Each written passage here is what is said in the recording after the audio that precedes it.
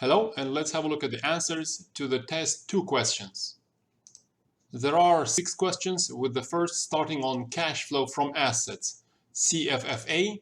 As you remember, cash flow from assets is the operating cash flow minus net capital spending minus the changes in net working capital.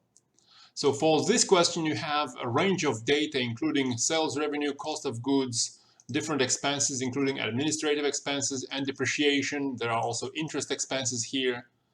Those all will help you to calculate operating cash flow. There is also some information on fixed assets at the beginning of a period as well as at the end of the period. There is also information on working capital at the beginning and at the end of the period, and we have depreciation as well. So all those will help you to calculate net capital spending as well as changes in net working capital. So for operating cash flow, remember that's EBIT plus depreciation minus tax. Subtract net capital spending from that, subtract changes in net working assets, and you get your cash flow from assets in that case, which is only 216 in this example. Here's another example on the same topic on cash flow from assets. And in this example, the calculations are all done the same. And the answer is 66,680. Next question is on the marginal tax rate. To remind you, marginal tax rate is the tax rate on the marginal or the additional dollar. Remember, marginal is just another word for additional. And what we have here is brackets for taxation. For example, the first 500,000 is taxed at only 10%. Anyone earning up to $500,000 is only paying 10% tax.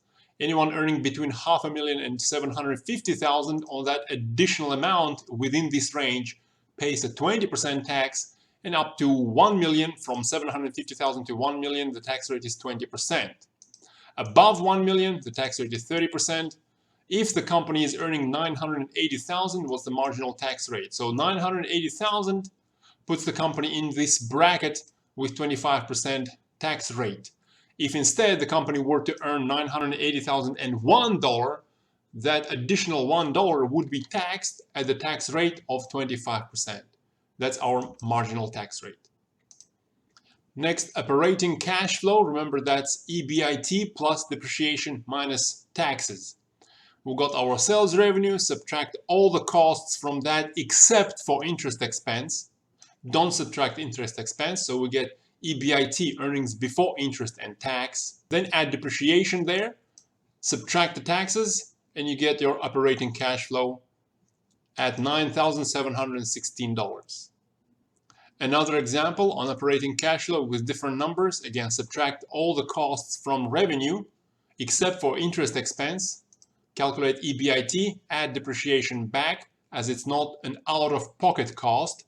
Then subtract the tax payment to get to the operating cash flow of $106,680. And lastly, the average tax rate. For a company with earnings of $980,000, the first $500,000 is taxed at 10%. The next $250,000 from $500,000 to $750,000 is taxed at 20%. The next $250,000 up to $1 million is taxed at 25%. We don't need to go over that as the company is earning $980,000.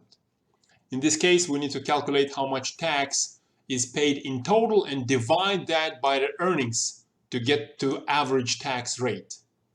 So 10% of $500,000 is $50,000.